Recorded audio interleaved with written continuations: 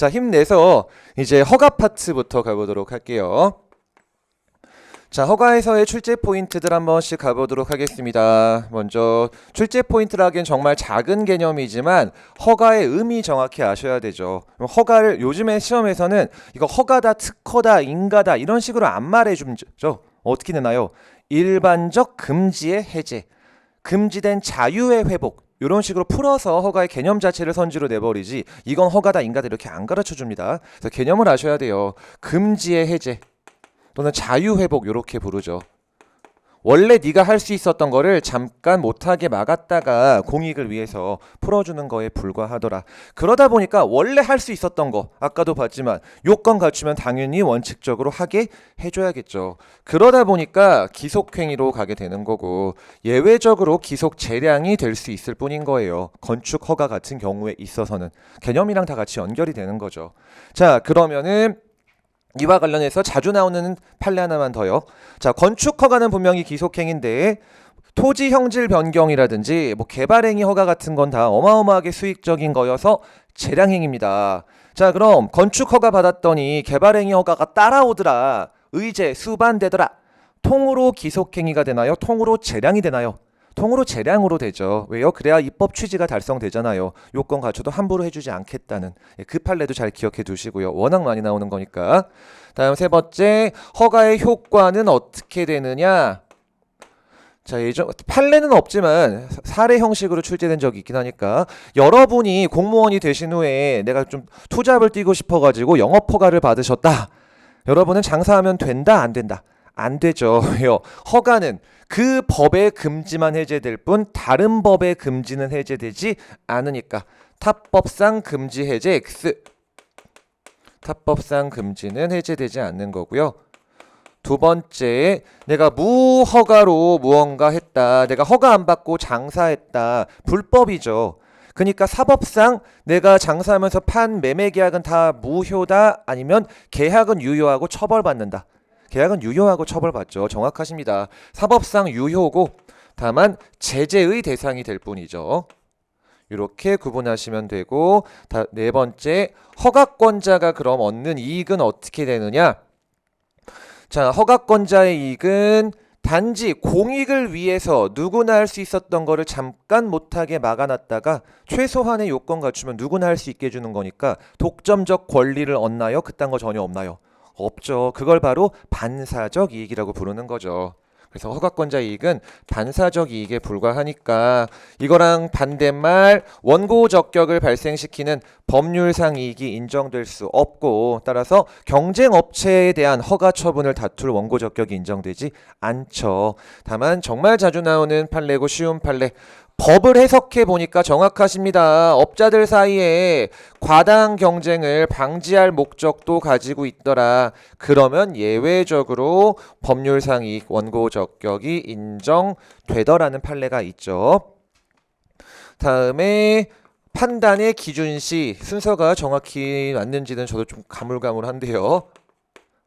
여러분이 허가 신청을 받으셨는데 바로 허가 여부를 결정하진 않겠죠. 밀린 다른 일 먼저 처리하고 심사하는데 좀 시간이 걸리잖아요. 공교롭게 그 심사하는 사이에 법이 바뀌어버렸다. 여러분은 이 민원인이 허가 신청했을 당시에 구법을 적용하셔야 되나요? 내가 결정하는 처분시 당시의 법을 적용해야 되나요? 처분시법 적용하셔야 되죠. 정확히 처분시법이다. 그리고 이 내용은 행기법 우리 지난 시간에도 봤지만 14조 2항의 명문으로 조문까지 박혀 있으니까 꼭 정리해 두시도록 할게요. 그 다음 단독 쟁점으로 나올 수 있는 너무 중요한 거 허가 사업의 양도. 허가의 양도. 요거는 그림 하나 그려보면서 한 4가지, 5가지 정도의 쟁점을 한 방에 좀 정리하도록 하겠습니다. 워낙 굵직한 주제니까요. 자, 허가를 받은 갑이 있었고 을이 있는데 얘네들이 영업을 양도하는 계약을 체결했다. 그래서 물건 파는 애를 양도인이라고 부르고요. 물건 사는 애를 양수인이라고 부르죠. 자, 양수인은 첫 번째 퀴즈. 자, 양도인이 자기가 허가받은 어떤 가게를 양수인한테 파는 계약을 체결했다. 그럼 허가는 별도의 허가 이전 처분이 있어야 넘어간다. 아니면 대물적 허가니까 힌트 크게 드렸습니다. 당연히 넘어간다. 당연히 넘어가죠. 허가 대상 물건이 넘어가면 당연히 넘어가는 거예요. 그래서 첫 번째 대물적 허가는 허가 대상인 어떤 물건의 소유권이 이전됨에 따라서 당연히 이전되는 거다. 별도의 이전 승인 처분 같은 거 필요 없다라는 내용이죠. 자, 그러면은 양수인이 실질적으로 이제 허가를 넘겨받았습니다. 그치만 행정청은 니네끼리 사고팔았는지 전혀 모르잖아요. 그럼 나는 우리 지난 시간에 배운 내용이죠. 야, 나 샀어 라고 알려주는 행위, 정확하시면 신고라고 부르죠. 행정청한테 뭔가 알려주는 거. 야, 내가 가게 샀으니까 이제 내가 넘겨받았다. 바로 지위를 승계받았다는 신고를 해야 되고, 이 지위승계 신고는 신고만 하면 효력이 발생한다. 수리해줘야 효력이 발생한다. 수리해줘야 효력이 발생하죠. 그걸 지난 시간에 배우신 수리를 요하는 행위 요건적 신고라고 부르잖아요. 그래서 행정청이 수리를 해줘야만 효력이 발생하게 되는데, 이 수리는 당연히 수리 처분에 해당하게 되는 거죠. 왜 수리 처분이냐? 수리함으로써 법적 효과가 발생하니까요. 그럼 어떤 법적 효과가 발생하는데, 원래 허가 명의가 갑거였는데 누구한테 넘어가는 효과가 발생하죠? 을한테 명의가 넘어가 버리잖아요. 그럼 갑 기준으로 보면은 원래 내가 허가 명의자인데 내 허가를 뺏기는 것 같은 모양새가 됩니다. 갑에 대해서는 허가를 철회하는 효과가 나타나고, 을에 대해서는 그 허가를 그대로 넘겨주는 효과가 발생해요. 자, 허가 철회, 침익적이다, 수익적이다? 당연히 침익적이죠. 권익을 제한하는 처분이네요. 그럼 뭐 해줘야 되죠? 행정 절차를 거쳐줘야 되죠. 너는 이 수리 처분하기 전에 양도인한테 행정 절차를 거쳐야 하더라. 왜? 너에 대해서 침익적인 처분에 해당하기 때문에 그렇더라. 자, 이거 사례로도 이미 여러 차례 기출된 내용이기도 해요. 워낙에 다양한 쟁점이 단어가 들어가 있어가지고. 자, 한두 개 정도 더 남아있는데요. 계속 가보도록 할게요. 자, 그럼 수리 처분 해줘야만 허가 명의가 넘어가니까 이제 좀 지워볼게요. 수리 안 해줬다 아직. 수리 안 한 상황입니다. 그럼 여전히 양도인이 허가 명의자죠. 그러면은 다음 질문. 갑이 실질적으로 가게를 영업양도 계약 체결 후에 넘겼고 을이 장사를 하고 있다. 그 상황, 을이 장사를 하면서 지위승계 신고했는데 아직 수리 안 난 거예요. 그때 네 번째 쟁점, 을이 법을 위반했다. 수리 나기 전인데. 그러면은 영업정지라는 제재처분을 들어볼게요. 제재처분은 갑한테 이루어지나요? 을한테 이루어지나요? 갑한테 이루어져야 되죠. 왜요? 지금 영업 허가는 대물적 허가, 물건의 명의자는 여전히 갑. 따라서 제재 처분의 상대방도 명의자인 법령상 책임자인 갑한테 이루어져야 되죠. 네 번째 출제 포인트였습니다. 그럼 연결되는 다섯 번째 출제 포인트. 자, 어쨌든 갑한테 영업 정지가 이루어진 거예요. 근데 실질적인 피해는 누가 봤죠? 을이 봤죠. 그럼 을은 이 갑에 대한 영업 제재 처분의 상대방은 아닌 제3자지만 이 제재 처분을 다툴 원고적격, 을은 있다 없다? 있다. 실질적으로 얘가 피해자니까요. 이렇게까지 연결하셔야 되죠. 그 다음 마지막 여섯 번째, 작년 7급에 이게 사례 문제로 딱 지위승계 신고 문제가 나왔었는데 이랬던 경우에요. 지금 요 사례처럼 아직 수리가 이루어지기 전에 뭐 갑이든 을이든 어쨌든 법 위반 행위가 있었고, 그래서 갑에 대해서 제재 처분을 했습니다. 근데 행정청이 매우 친절하게 갑에 대한 제재 처분을 하면서 을한테도 가르쳐 준 거예요. 야, 갑한테 제재 처분했다 라고 제재 사실을 통지해 준 겁니다.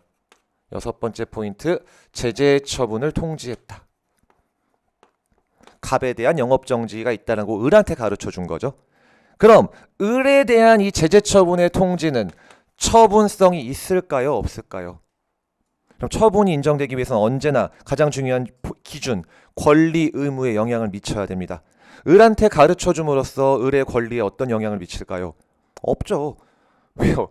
처분 상대방 자체가 아니잖아요. 처분 상대방은 갑한테 말해줌으로써 영업정지 효과가 발생하는 거고, 그 을한테 알려준 건 뭐냐? 친절하게 그냥 사실을 가르쳐준 거에 불과하죠. 이런 걸 사실상 통지, 관념의 통지라고 부르죠. 처분 아니다. 사실상 통지에 불과하다. 만 봐도 6개의 출제 포인트가 있기 때문에 언제 나와도 이상하지 않을 특혜급 쟁점. 보통 이런 종합쟁점으로 나오기 제일 좋은 게 딱 두 가지가 있죠. 쉽게 생각할 수 있는 거. 지금 보신 지위승계 신고랑 곧 이어 배우실 재개발, 재건축. 예, 너무나 중요한 주제. 둘 다 작년에 사례 문제로 나왔었고요. 공교롭게도. 뭐 7급 시험이긴 했지만. 자, 그 다음에 아이고 순서가 좀 바뀌었네요. 원래 허가 사업의 양도 앞에 제 교재상으로는 하나 앞에 허가의 기간이 있었을 텐데 죄송해요. 순서가 좀 꼬였네요. 앞 페이지에 있을 거예요. 허가의 기간. 자, 허가의 기간은 둘로 나누어지죠. 하나는 진짜 그 기간 동안만 허가를 해주겠다는 허가 자체의 기간이랑 아니면은 기간 끝날 때쯤에 적절하게 갱신 신청해서 갱신 받아라라는 기간을 갱신 기간이라고 부르면 참 좋겠지만 판례는 괜히 어려운 말을 쓰죠. 무슨 기간이라고 부르나요? 허가 조건의 존속 기간이라는 어려운 말을 좀 쓰죠. 그냥 갱신 기간이라고 보시면 돼요. 자, 그럼 뭐 행정청이 기간을 부여하면서 명확하게 이걸 좀 구분하면 좋겠지만 뭐 귀찮게 그럴 리가 없겠죠.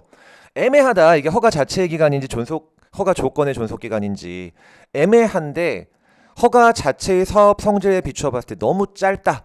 뭔 말이냐? 내가 식당 하겠다고 영업허가를 받았는데 꼴랑 2년 기간 나왔다. 2년 후에 문 닫으라는 소린가요? 갱신하라는 소린가요? 갱신하라는 소리죠. 정확하십니다.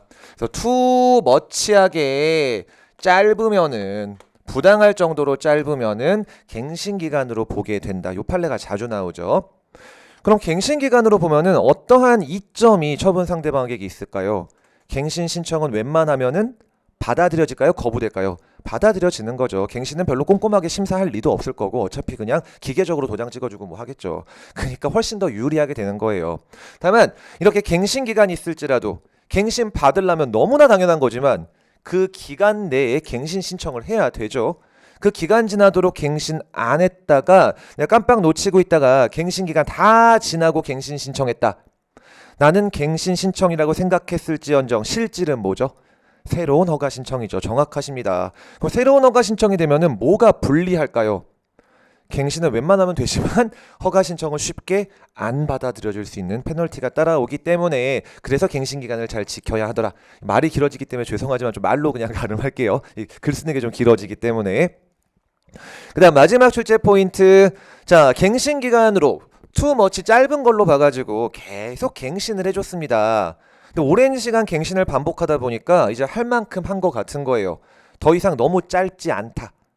그때도 무조건 갱신해줘라. 그때는 거부할 수 있다. 그땐 거부할 수 있는 거죠. 정확하십니다. 네, 이 정도 기억하시면은 허가의 기간 파트는 모두 끝이 되고요.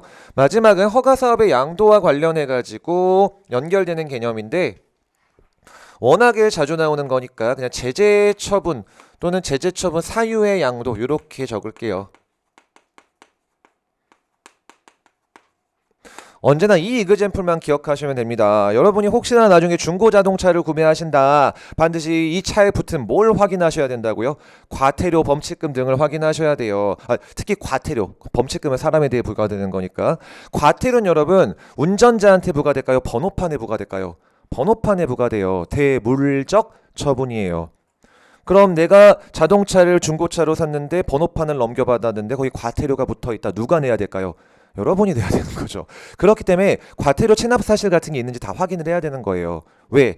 제재 처분은 그 물건이 허가가 넘어가면은 모두 다 같이 넘어가 버리니까 제재 처분의 사유도 같이 넘어가 버리니까 제재 처분의 사유는 요 이그젬플이 대표적이죠. 개인 택시 기사가 음주운전해서 적발됐는데 잽싸게 개인 택시 면허를 팔아먹었다. 그럼 음주운전에 따른 면허 취소 정지는 양도인, 양수인한테 가게 되죠. 다 대물적이니까요. 자, 참고로 요거와 관련해서 진짜 중요한 최신 판례가 한 두세 개 정도 판시된 것이 있고 곧 나올 정도로 너무 중요한 최신 판례인데 시간 관계상 이건 그 판례 하나 설명하는데 시간이 꽤나 많이 잡아먹으니까 최신 판례 정리할 때 같이 설명을 드리도록 할게요. 자, 허가는 이 정도로 넘어가시면 되고 다음 특허는 그냥 말씀으로 가름 드릴게요. 자, 허가랑 특허의 가장 큰 차이 허가는 원래 누구나 할 수 있었던 거를 잠깐 못하게 했다가 풀어주는 기속행위인 자유의 해제, 반사적 이익에 불과하다면은 특허는 말 그대로 특별한 어떤 허가 따라서 너에게 배타적 독점적 권리를 설정해주는 설권 행위에 해당하게 되고 따라서 원칙적으로 기속이 아니라 재량 그리고 여기 출제 포인트들은 이 특허에 해당하는 여러 가지 사실관계들을 좀 잘 기억해 두셔야 되는 거 그건 그 정도로 좀 넘어가도록 할게요. 다음에 인가 파트. 자, 허가가 금지의 해제, 특허가 설권행위, 인가는 뭐라고 부르나요?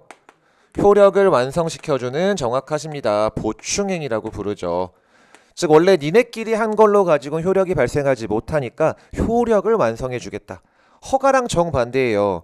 무슨 말이냐? 무허가는 유효였잖아요.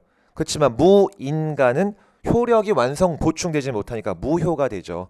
여기서의 출제 포인트, 인가에 해당하는 여러 가지 사실관계들을 어쩔 수 없이 좀 외워두셔야 되고요.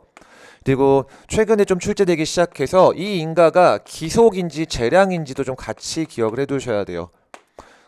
그래서 이 사실관계 판례들은 여긴 좀 넘어가도록 하고요. 출제 포인트다만 말씀드리고 그 다음에 가장 중요한 불복 절차와 관련된 내용들. 자, 인가는 기본적으로 기본 행위의 효력을 완성시켜주는 거기 때문에 인가라는 말이 나오려면 기본적으로 기본 행위가 존재하고 있어야 합니다. 단독으로 인가가 있을 수는 없겠죠. 당연히 기본 행위가 있어야 되는 거예요. 자, 근데 기본 행위가 있었는데 뭐 이런 예로 바꿔볼게요. 토지 거래 허가 구역 안에서 부동산을 사고 팔기라는 매매 계약을 맺었다. 그게 바로 기본 행위라고 부르는 거죠. 근데 그 매매 계약 자체가 민법에 위반돼 가지고 무효가 돼 버렸다. 근데에도 불구하고 인가가 났다. 자, 그럼 퀴즈. 어쨌든 기본행위가 무효지만 인가 났으니까 인가 때문에 보충돼서 기본행위가 유효로 된다? 아니면 어쨌든 이게 민법상 처음부터 효력이 발생될 여지 없는 무효니까 싹 다 무효로 된다. 싹 다 무효로 되죠. 정확하십니다. 기본행위가 무효면은 이것도 무효임. 자, 그럼 둘 다 무효가 됐네요. 자, 그럼 이 경우에는 인가처분 무효 확인 소송을 걸어야 된다. 민사소송으로 기본행위 싸워야 된다. 철저하게 기본행위 자체를 민사소송으로 걸어야 하지 인가에 대해서 무효 확인 소송을 구할 소외이익은 없다. 왜 그러냐면 여러분 기본행위가 지금 민법에 위반돼서 무효였죠. 이 상황에서 제가 무효 확인 소송 걸어서 인가를 날렸다고 생각해 볼게요. 이겼다. 이기면 어떻게 되냐? 인가가 없어집니다. 뭐가 바뀌죠? 없잖아요. 여전히 무효잖아요. 그러니까 아무런 하자 없는 인가처분을 날릴 소외이익이 없다가 되는 거예요. 인가에서 제일 많이 나오는 기출 판례 두 개는 요거죠. 기본행위 무효면 인가도 당연히 무효. 다만 그럴지라도 하자 없는 인가처분을 다투는 건 소외이익이 없으니까 민사소송 걸어야 한다. 물론 당연하지만 인가처분 자체에만 하자가 있으면은 인가처분에 대한 뭐 취소소송을 거는 건 당연한 건데 자주 나오진 않죠. 이건 너무 당연한 내용이어가지고. 자, 그리고 이렇게 허가, 특허, 인가까지 합쳐지면은 굵직한 주제인 재개발, 재건축 조합이 등장하게 되죠. 재건축 사례. 교재상으로는 특허 뒤에 있었나요? 네, 특허 맨 밑에 25페이지 밑에 있는데요. 자, 순서대로 조, 사, 관의 순서로 가게 됩니다. 자, 워낙에 굵직한 주제이기 때문에 좀 꼼꼼하게 봐볼게요. 자, 재개발, 재건축을 하려면 먼저 조합 설립부터 하고 들어가야 되는데 조합을 설립하기 위해서는 먼저 야, 우리 조합 좀 만들어 보자 라고 조합 설립을 아파트 소유자들이 누가 주도적으로 나서서 사인 받고 다니겠죠 막. 조합 설립 결의를 합니다. 만들자. 자, 그럼 아파트 소유자들이 지네가 재건축하는 거고 지네끼리 결의했으니까 조합이 만들어지면 좋겠지만 그렇지가 못하죠. 왜냐? 재개발, 재건축은 여러분 아시겠지만 이놈의 한국의 부동산 시장의 가격에 너무나 민감한 주제가 되기 때문에 함부로 재개발, 재건축할 수 있도록 하면 안 돼요. 예를 들어 뭐 한 5층짜리 아파트가 굉장히 용적률 낮게 크게 있다. 누구나 재건축하고 싶겠죠. 요거 50층짜리로 올려버리면은 야, 이게 얼마로 올라갈까? 가격이 팍팍 뛸 거잖아요. 이런 걸 막기 위해서 나라에서 철저하게 법을 통해서 통제를 하고 있고 니네끼리 조합 만든다라고 결의했다라고 해서 이렇게 발생하는 게 아니라 그쵸, 시장님 도지사에게 인가 신청하고 그래 만들어 줄게라고 조합 설립 인가를 해줘야만 비로소 조합이 만들어지게 되는데 이 조합이 만들어지면은 단지 우리 아파트 소유자들끼리 우리의 사적 소유권인 아파트를 다시 짓는다 정도 수준이 아니라 이미 말씀드렸지만 어떤 국가의 부동산을 효율적으로 관리하고 싶은 공적인 사업의 성격을 강하게 띠는 재건축 사업이 진행되게 됩니다. 결국 공적인 사업인데 아파트 소유자들이 주도적으로 할 수 있게 해주겠다 그 말이에요. 민간인에게 어떤 지위를 부여해 주는 거죠? 행정 주체로서의 지위를 부여해 주죠. 그러니까 권리를 설정해 주는 뭐다 이게 바로 특허, 인가로 써있지만 특허로 읽으셔야 되죠. 왜냐? 행정 주체로서의 지위를 너에게 부여해 주니까. 네가 이제 공적인 업무를 민간 단체인 조합이 할 수 있게 해주겠다 그 말이에요. 그래서 특허가 되는 거고. 자, 근데 이렇게 내가 조합 설립 인가까지 받았는데 이 재건축 사업하기 싫은 사람이 열심히 찾아보니까 나는 분명히 반대표를 던졌는데 내가 찬성한 표가 발견됐다. 실제로 이런 경우 비일비재해요. 뉴스에도 많이 나옵니다. 뭐 투표용지 끝에다가 살짝 체크해놨다가 뭐 그런 식으로 최근 뉴스 기사기도 해요. 어느 단지였는지는 기억이 안 나는데 서울의 한 아파트 지금 재건축하는 과정에서 이제 내분이 항상 많이 일어나거든요. 네가 얼마 헤쳐먹었냐부터 시작해가지고 아무튼 보통 위조된 투표용지가 발견됐다. 하자가 나온 겁니다.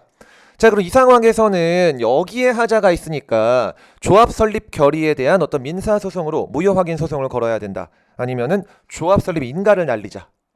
정확하십니다. 하자는 여기 있지만 여기를 날려야 되죠. 판사님, 조합 설립 결의 위조됐거든요. 그니까 조합 설립 인가를 날려주세요라고 걸어라. 왜냐? 이 결의는 조합 설립 인가를 위한 단순한 절차 요건에 불과하니까. 결과물을 날려야지 왜 굳이 중간 단계인 절차를 날리려고 하느냐. 그거는 소의 이익이 없음이 되는 거고요.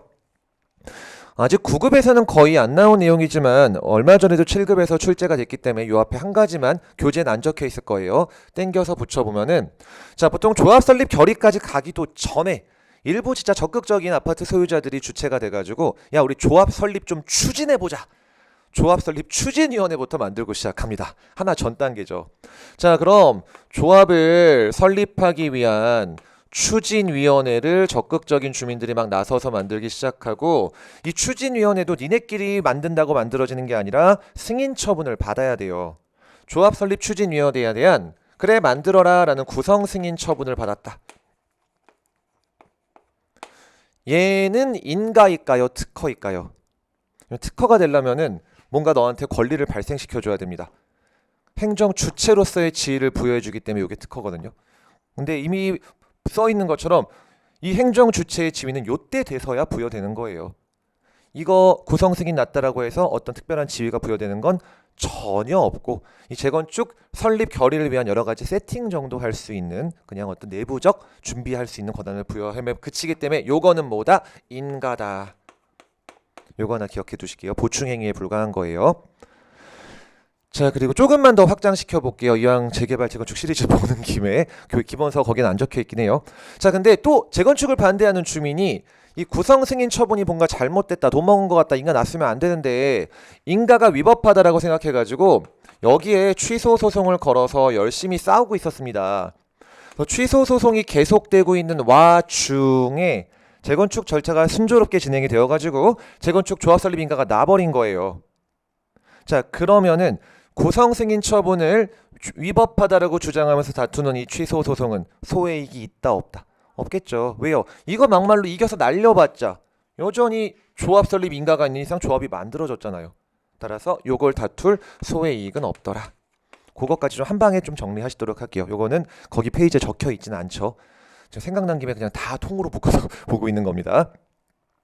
이러다 보니까 단독 문제로 많이 출제되고 작년 지방지 7급에서 재건축 선지만 몇 개가 나왔는지 모르겠는데 갑자기 무진장 등장을 좀 하고 있죠.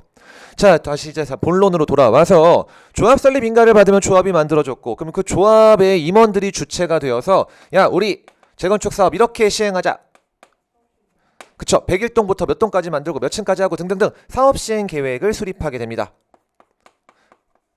근데 다만 조합이 계획을 수립하긴 하지만 이게 조합이 단독으로 할 수는 없죠. 아파트 소유자들이 다 지금 모인 거고 조합 대표들이 그냥 그걸 대표해서 귀찮으니까 하고 있을 뿐인 거예요. 다시 소유자들한테 투표를 거쳐야 되죠. 이대로 할까요? 조합원 총회 결의를 또 거쳐야 됩니다. 투표했고 투표 보니까 몇 퍼센트 넘어갔다. 콜 하자.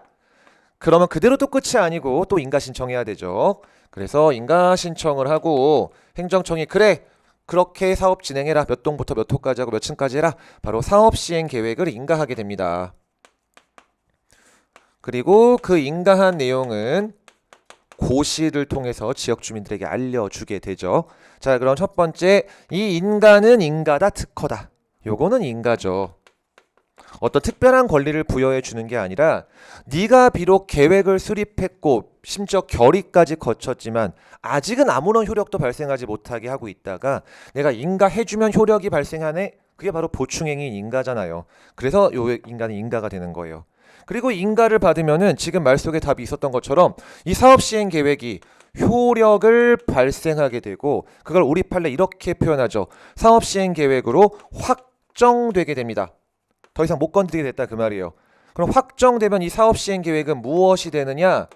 거기 계획에 적혀 있는 내용대로 재건축 사업을 진행해야 되는 구속력을 가지게 돼요. 다른 방식의 재건축이 허용되지 않습니다. 그러니까 무슨 행정계획이 될까요? 구속적 행정계획이 되는 거죠. 그래서 여러 주제까지 다 맞물려 있기 때문에 진짜 중요하죠. 행정계획도 막 나오잖아요. 그리고 구속적 행정계획에서 구속력은 국민의 권리 의무를 건드린다는 뜻이니까 곧바로 처분성을 가지게 되죠. 간혹 저도 옛날에 수험생 때 헷갈려 있었는데 뭐가 처분성을 갖게 되냐? 사업시행계획 인가가 처분성을 갖는다는 말이 당연히 아니고 인간 당연히 처분이고요. 재건축 조합이 만든 계획 자체가 처분이 됐다 그 말이에요. 계획이 처분인 거예요 그냥. 자 근데 여기까지 왔는데 또 여기서 하자가 났다. 난 분명히 투표한 적 없는데 왜 이런 왜 들어가 있냐. 이때는 또 무슨 소송을 걸어야 될까요? 위랑 똑같죠. 이 결의는 구속적 행정계획인 여기다 적을까요? 그냥 결국 여기가 사업시행계획이다. 하나 빠먹었네요. 사업시행계획 자체가 구속적 행정계획이어서 처분이 되는 거예요. 그럼 이게 결과물이고 요건 또 뭐에 불과할까요? 절차 요건에 불과한 거예요. 똑같죠. 그러니까 여기서 미스나면 어떻게 다퉈라? 이거에 대해서 소송 거는 게 아니라 항고소송으로 요거를 날려야 하는 거죠. 워낙에 자주 나오는 중요 판례가 되겠습니다. 자 그리고 이제 마지막 자 인가 고시까지 났으면은 처분성을 갖는 사업시행계획이 확정됐으니까 그거를 날려야 되는데 힘들게 적었지만 쫙 지워볼게요. 인가 안 났다. 아직 인가 안 난 상태에서 위조된 투표용지가 뽀록 나버렸다. 자 그때도 항고소송 걸어야 하느냐. 자 그림상 답이 나와 있습니다. 항고소송 걸려면 처분이 있어야 되는데 아직 처분이 없잖아요. 이게 인가 받아야 얘가 처분이 되는데 그러면은 항고소송 걸 여지가 없고 총회 결의가 무효다라는 소송을 걸어야 되죠. 그럼 이 총회 결의가 무효다라는 소송은 당사자 소송일까요? 민사 소송일까요? 답은 위에 적혀 있습니다. 당소죠. 왜요? 누가 만든 계획이에요? 행정 주체가 만든 공적인 계획이잖아요. 따라서 당소로 요걸 날려야 된다. 그리고 둘의 공통점, 당사자 소송이든 항고 소송이든 피고는 둘 다 누굴까요? 여기 피고는 일단 쉽죠. 계획을 만든 조합이 피고예요. 그럼 사업시행 계획에 대한 취소 소송의 피고는 누가 될까요? 그때도 조합이죠. 정확하십니다. 행정청이 아니에요. 왜요? 언제나 피고는 그 처분을 한 놈이 되는 건데 계획을 만든 놈이 조합이잖아요. 조합에 대해서 인가만 해줬을 뿐 행정청은. 따라서 둘 다 피고는 행정청이 되는 거예요. 자, 그렇게 정리해 두시면 되고 관리처분 계획은 따로 볼 필요가 없죠. 사업시행 계획을 복붙해 버리시면 돼요. 말만 사업시행만 관리처분으로 바꾸시면 되고. 자, 근데 오면은 원래 안 볼까 했지만 시간 관계상 그래도 하나 더 봐볼게요. 조합 안 만들고 한다. 이런 경우도 있죠. 정말 드문 경우지만 뭔가 조합장이 삥땅 칠 것 같으니까 우리는 그냥 하자. 토지 소유자들이 맨날 모여가지고 회의하고 막 해가지고 사업시행 계획 수립하고 소유자들의 결의를 거쳤다. 이때는 총회 결의가 아니고 소유자들이 동의했겠죠. 조합 안 만들고 하는 거예요. 목차상으로 네 번째가 되죠. 네 번째 뭐라고 양가로 4번으로 돼 있나요? 네, 양가로 4번으로 되죠. 관련 문제로. 자, 그리고 인가가 났다. 그렇게 해라. 이 인가는 뭘까요? 정확하시면 요건 특허죠. 왜요? 어쨌든 니네 토지 소유자들이 공적인 업무인 재개발 재건축 해라라는 지위를 부여해 주는 거잖아요. 요게 특허가 되는 거고 그럼 그 전에 인가 나기 전에 니네가 만든 사업시행 계획은 그냥 아무것도 아닌 거예요. 아직은. 요 내용이 작년 또 7급에 출제된 내용이어가지고 요것까지 좀 설명을 드렸습니다. 토지 소유자가 직접 하는 경우는 많이 나오는 케이스가 아닌데 작년 7급에 기출이 됐거든요. 그래서 그것도 좀 잘 구분해서 정리해 두시면은 재개발 재건축은 끝났고 확통 수공 파트는 좀 넘어가도록 할게요. 그렇지만 거기 있는 판례들은 여러분 그러니까 확인 통지 수리 공증에서 뭐가 중요하냐 다 사실관계 판례가 중요합니다. 이게 확인적 처분인지 특히 많이 나오는 파트가 공증과 관련된 사실관계들이 처분성이 있는지 없는지 많이 물어보게 되죠. 워낙에 많이 나오니까 최근에 진짜 빈출됐던 딱 두 판례 정도만 한번 봐볼게요, 여러분. 자, 공증 판례예요. 토지대장에서의 소유자 이름 좀 바꿔달라고 신청을 했는데 싫다고 거부했다랑 토지대장상 지목 좀 바꿔달라고 신청했는데 거부당했다. 자, 하나는 처분이고 하나는 처분이 아니죠. 뭐 그냥 기계식으로 외우셔도 상관없긴 하지만 뭐가 처분이 아닐까요? 그쵸? 요거는 처분 아님, 요거는 너무 중요한 처분. 최근에 워낙 많이 물어보는 게 특히 밑에 거였어가지고 요것만 한번 가져와 본 건데요. 이해를 해볼게요. 토지는 지목, 문자에도 토지의 목적이 있고 그 법에서 정한 목적 범위 내로만 사용이 가능합니다. 예를 들어 지목이 논밭이다. 똥값인 거죠. 건물을 못 지으니까요. 근데 이거를 나대 대지로 바꿔준다. 건물을 지을 수 있다, 개발할 수 있다 그 말이에요. 어마어마한 권리가 형성됩니다. 내 땅에 건물 지을 수 있게 됐으니까. 그럼 반대로 말해볼게요. 건물 지으려고 대지로 바꿔달라고 했더니 안 바꿔준다. 건물을 못 짓게 되는 권리가 제한되는 효과가 발생하잖아요. 그러니까 처분인 거죠. 그럼 위에 거는 왜 처분이 아니냐? 어떤 부동산의 소유자가 누구인지는 대장을 기준으로 판단되지 않죠. 오로지 등기부예요. 예를 들어 내가 등기부상 어떤 토지를 갖고 있고 등기부상 소유자를 보니까 갑으로 되어 있습니다. 근데 그 토지의 대장상 소유자가 을이에요. 그럼 이 땅은 누구 걸까요? 그냥 갑 거예요. 등기부랑 대장상 소유자가 꼭 일치하면 좋겠지만 뭐 일치할 필요도 없고 이렇게 일치하지 않는다고 하더라도 등기부상 소유자인 갑의 권리 행사에 그 어떠한 제한도 따르지 않습니다. 따라서 명의 변경 찜찜하니까 그래도 대장상 명의도 내 이름으로 바꿔달라고는 안 바꿔준다. 그래도 그냥 네 거고 네가 권리 행사하는데 아무 지장이 없는 거예요. 그리고 굳이 뭐 소송 거냐. 그래서 처분성 없다라고 보는 거죠. 다만 주의하셔야 될 거 마지막으로 이왕 본 김에 대장 시리즈 하나 더 볼까요? 토지 대장을 직권으로 말소해버렸다. 대장이 없어져 버렸다. 요거는 또 처분이죠.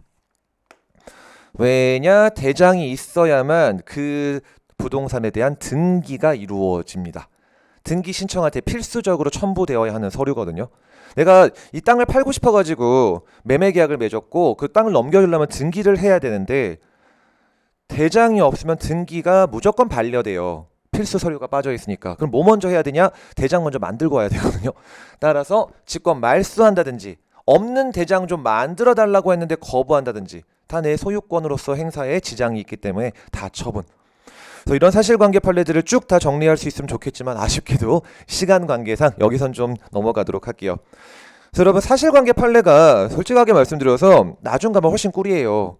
그냥 스토리 한번 재밌게 이해해 놓으면 진짜 줄줄줄 이거는 안 까먹고 잘 기억이 나는 내용들이어가지고 기계식으로 절대 외우지 마시고요. 왜 이게 처분이고 아닌지 다 스토리가 숨겨져 있는 것들이거든요. 물론 이게 안 통하는 무지성 암기가 필요한 것도 좀 있긴 합니다. 그건 뭐 방법이 없잖아요. 깔아면 까야죠 대법원이. 우리 아까 본 것처럼 뭐 대통령령으로 만들어졌는데 내용이 재량 준칙이다. 그냥 대통령 법규 명령이에요. 몰라요. 그냥 대법원이 그러니까 그러는 거거든요. 그런 건 좀 외우셔야 하지만 나머지 것들은 좀 스토리를 활용해가지고 정리하시면 훨씬 편하실 거예요.